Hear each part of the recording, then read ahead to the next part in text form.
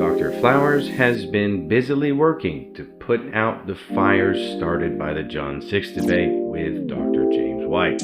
But instead of clarifying his position on John 6:44, he instead seems to be pushing a false narrative about what actually took place in the debate.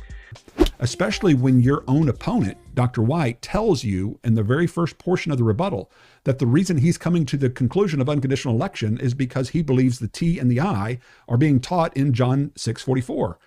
Let's see if that's what Dr. White really said in the very first portion of his rebuttal.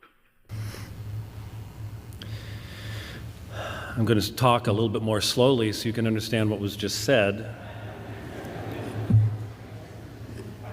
Here's where the debate is this evening. What you just heard, the fundamental assertion that was made 3 or 4 times, but never substantiated by any exegetical assertion whatsoever. And by the way, if no one is able to come to the Son except drawn by the Father, and those that are drawn by the Father are raised up by the Son, that's unconditional election. I didn't think I needed to repeat that type of thing. It was fairly obvious from the beginning. But here is the assertion.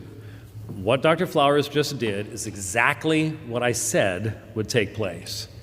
You begin at verse 45, you assign it a meaning, and then you read it backwards into the text. I wonder what's so scary about responding to what Dr. White actually said at the beginning of his rebuttal. It occurred to me that perhaps someone else said that, and Leighton just forgot. Let's see. And the Israelites were not receiving him. Why not? How we answer that question is a major point of contention in tonight's debate. Calvinism presupposes, listen to that word, presupposes that the reason this grumbling Israelite crowd isn't believing is because of the T of their tulip. That's funny. That sounded like Dr. Flowers speaking just now. As a matter of fact, there's a portion of the cross-examination where Leighton is trying really, really hard to get James to agree that that is what he's saying. Let's see how that conversation went down. Okay, I want to put kind of side by side our two views, and I want to see if you think it's a fair characterization. I believe Jesus is rebuking this unbelieving Israelite crowd by telling them the reason they're not being granted to come to Jesus is because of their continued unbelief.